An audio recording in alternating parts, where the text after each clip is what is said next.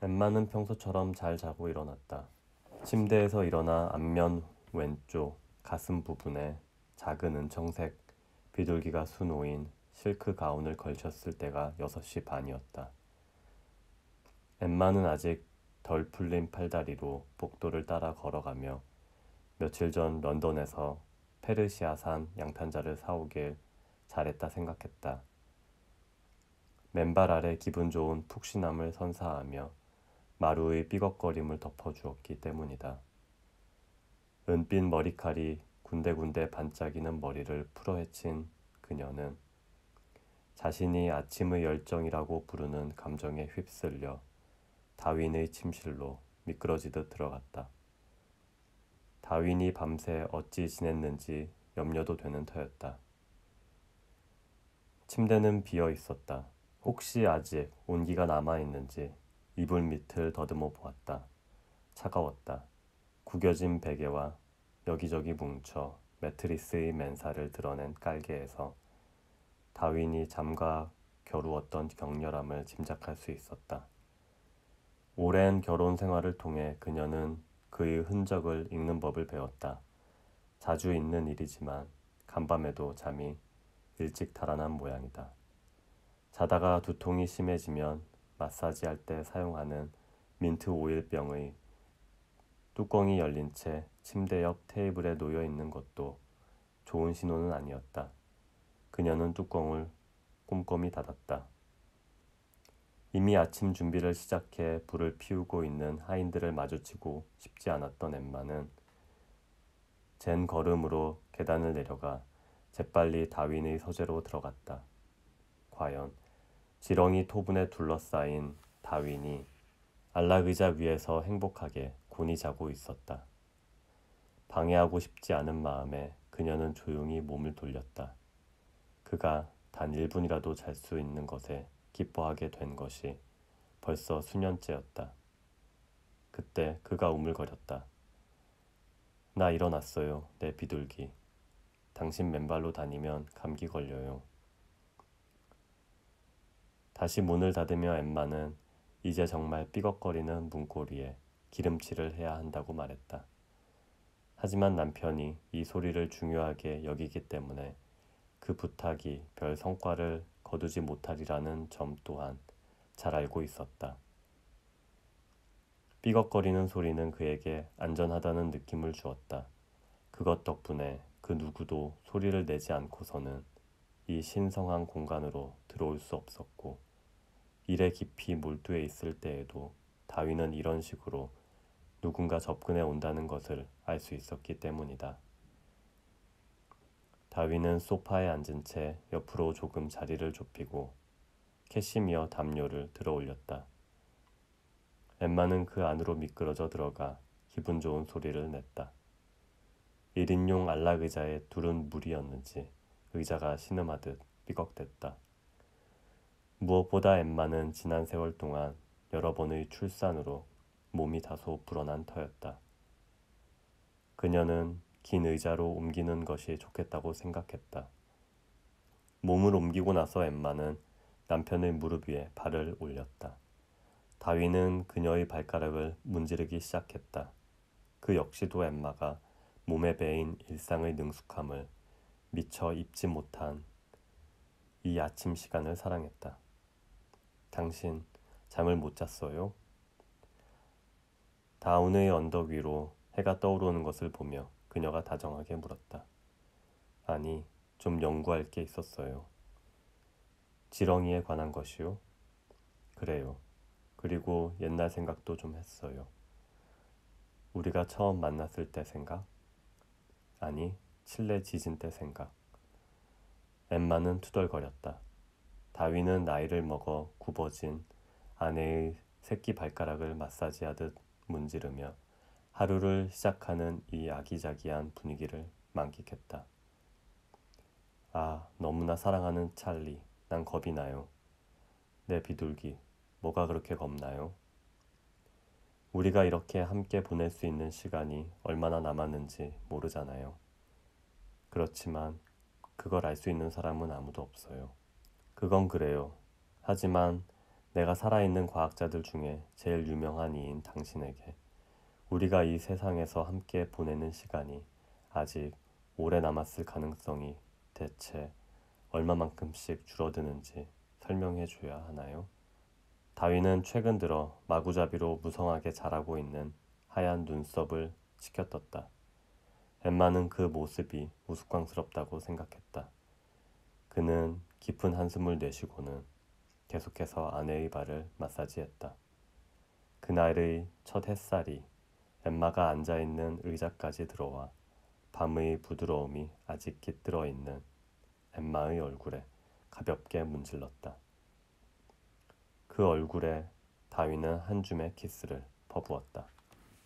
그가 발목을 쓰다듬기 시작하자 엠마는 미소를 지었다. 그럼 당신은 뭐가 두려워요?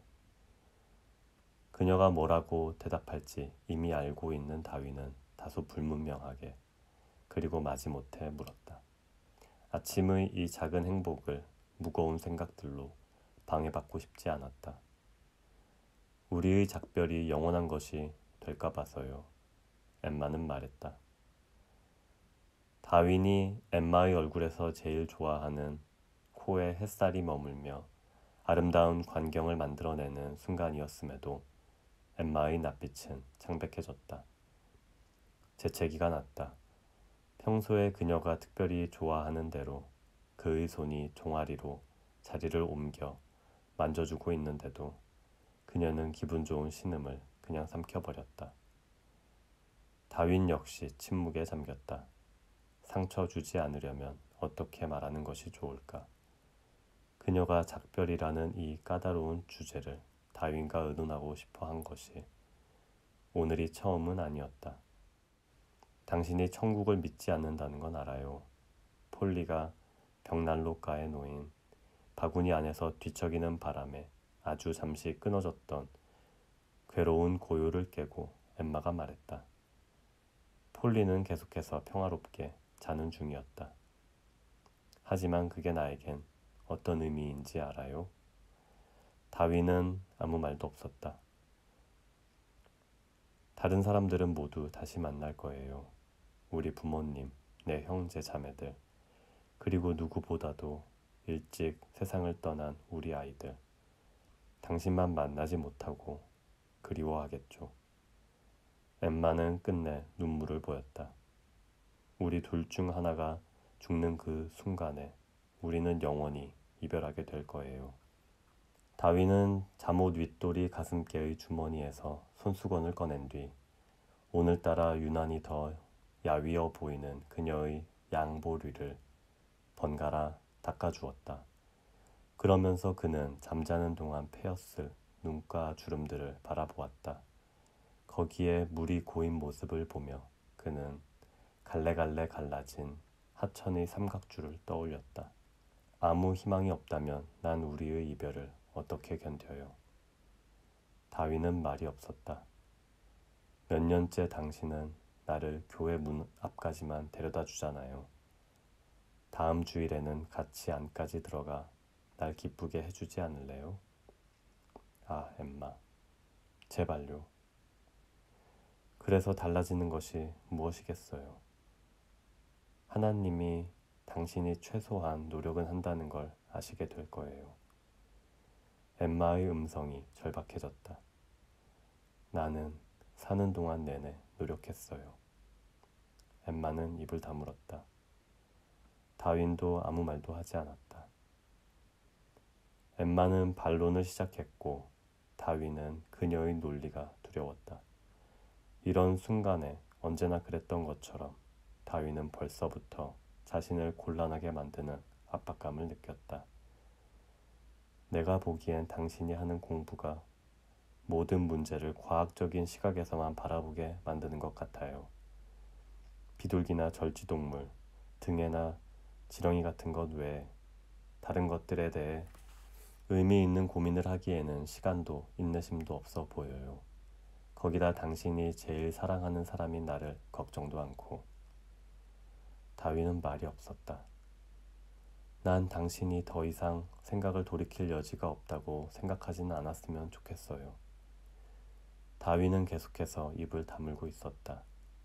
난 정말이지 증명되지 않은 것이라면 그 무엇도 아무것도 믿지 않는 과학자의 습성이 당신의 영혼에 너무 강한 영향을 미친 것이 아니었으면 좋겠어요. 내가 얘기하는 건 삿갓조개를 해부하는 방식으론 파악할 수 없는 존재에 대한 것이에요. 다윈은 한숨을 내쉬었다. 찰리, 우리는 늙었어요. 이제 시간이 별로 없다고요. 당신이 원하던 것은 이미 다 이루었잖아요. 이제 당신이 마음을 돌이키기만 하면 하나님은 용서해 주실 거예요. 이제부터 마음을 열고 신을 구하면 하나님은 당신을 따뜻하게 감싸 주실 거예요.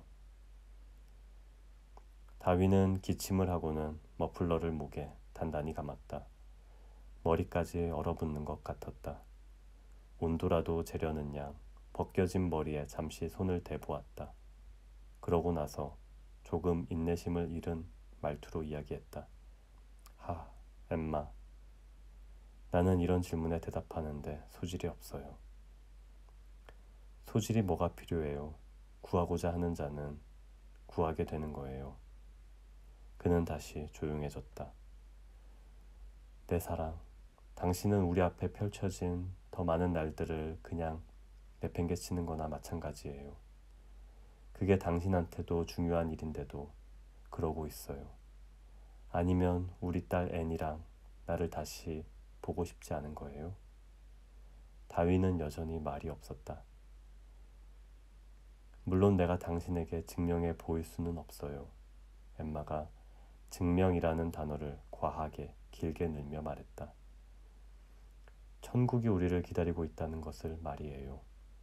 당신이 좋아하는 소위 그 냉철하고 과학적인 방식으로는 증명할 수 없단 얘기예요. 그렇지만 이건 그런 문제가 아니잖아요. 믿음이란 게 증명되는지 아닌지 하고는 아무 상관도 없는 일이라는 걸 이제 제발 제대로 좀 들여다보세요. 시간이 조금 흐른 후 그녀는 천장을 응시하며 평소 같지 않게 강한 어투로 말했다. 전능하신 하나님, 남편이 제 말을 좀 듣게 할 수 있도록 도와주세요. 그리고 크게 심호흡을 했다. 다윈은 확실히 듣고 있다고 풀죽은 목소리로 그녀에게 맹세했다. 지금 당장 그 자리에서 도망치고 싶었다. 엠마는 화가 치밀었다. 죽음의 순간에 여기와 다른 공간으로 건너가는 문이 열리는 것이라는 생각에 난 한치의 의심도 없어요. 그 공간은 우리에게 영원한 생명을 선사하는 하나님의 공간이죠.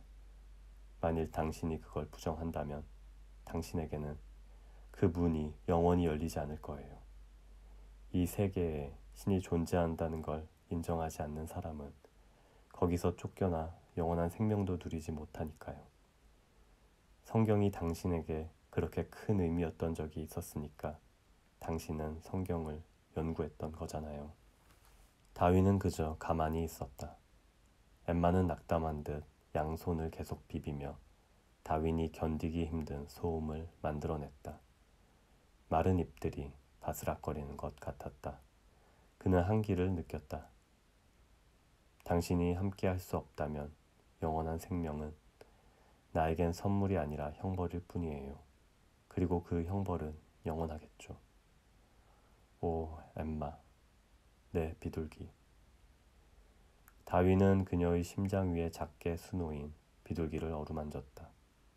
아주 오래전 그가 직접 주문한 것이었다.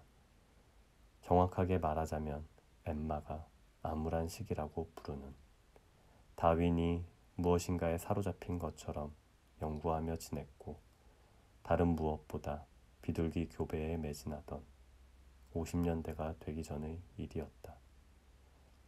엠마가 주일은 안식일인데 자수를 놓아도 괜찮은지 교구 신부님과 의논하던 때 다윈은 성탄절과 부활절에도 일을 했다. 진화론의 근거를 마련하기 위해서는 자연이 매우 사소한 변화들을 무수하게 만들어내고 있으며 그 한계는 무한하다는 사실을 증명해야만 했다.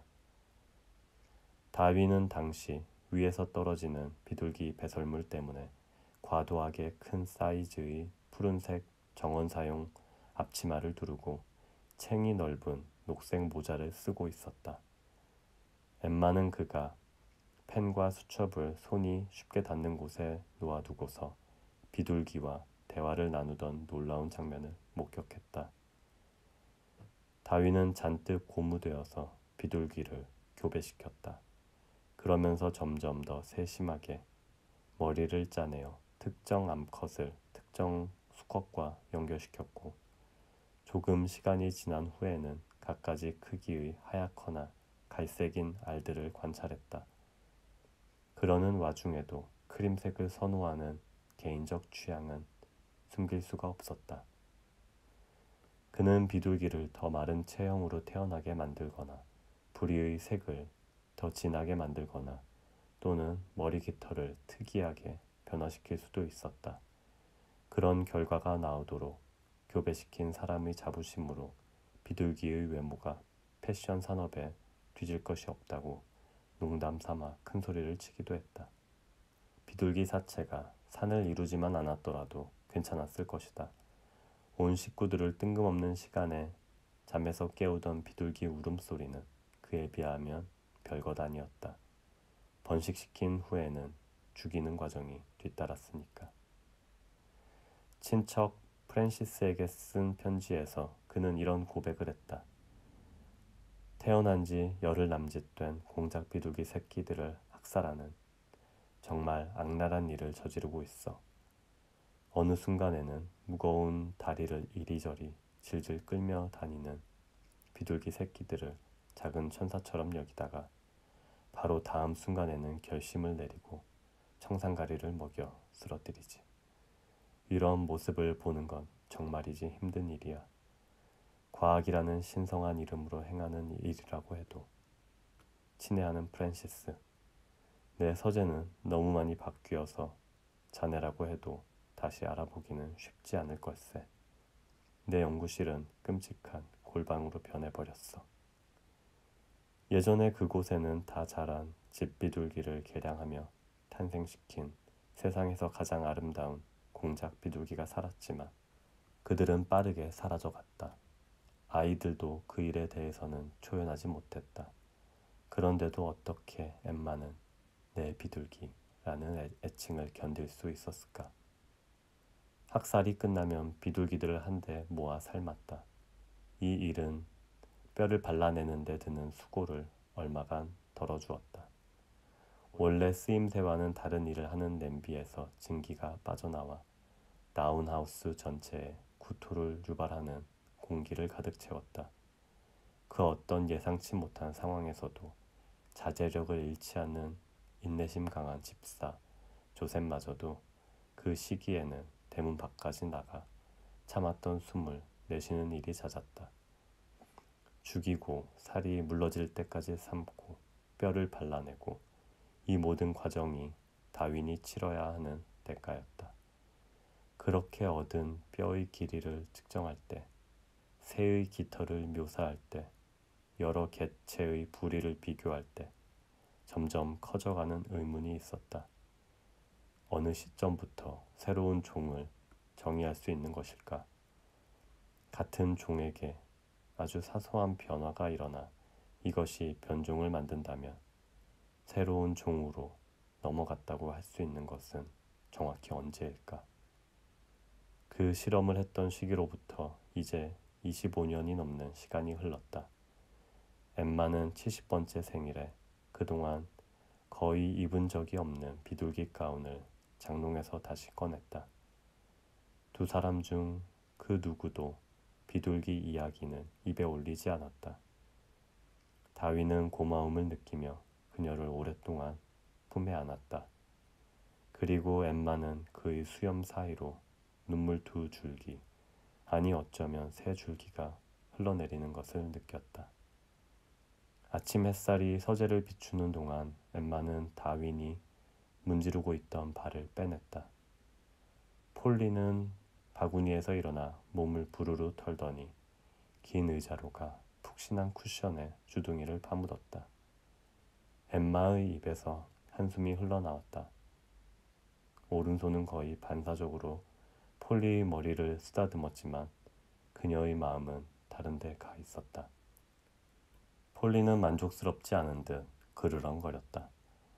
엠마는 자리에서 일어나 정리하듯 머리칼을 쓸어 올린 뒤 반항적인 소녀처럼 단호하게 고갯짓을 해보였다. 그리고 뭐라 더 말하지 않고 방에서 나갔다. 문고리가 삐걱거리는 소리를 내자 폴리는 단번에 긴 의자 위로 뛰어올라 온기로 데워진 곳에 자리를 잡고 앉았다. 아, 폴리. 다윈은 폴리의 이름을 한번 부르고는 이제 하루를 시작할 시간이 되었다고 생각했다.